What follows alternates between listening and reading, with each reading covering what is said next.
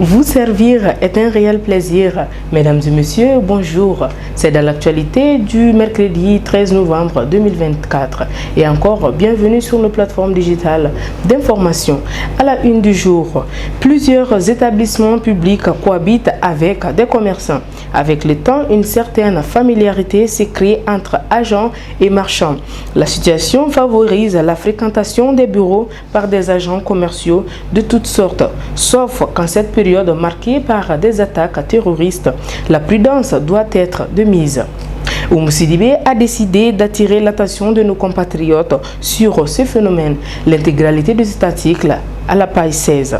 Le compte d'envoi des travaux de la 19e édition de la Semaine du numérique au Burkina Faso qui a été donné mardi 12 novembre 2024. C'était en présence de notre ministre en charge de l'économie numérique, Alhamdou Aga Iliane.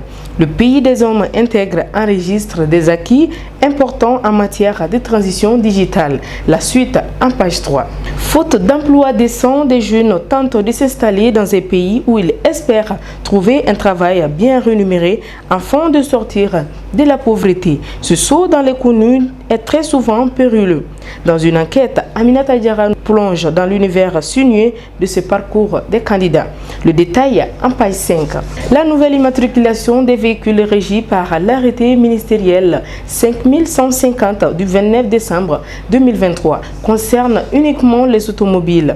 Bien que cette mesure ait été annoncée, une grande partie de la population n'en ait pas été informée. Famour Keita nous donne plus de détails à la même page.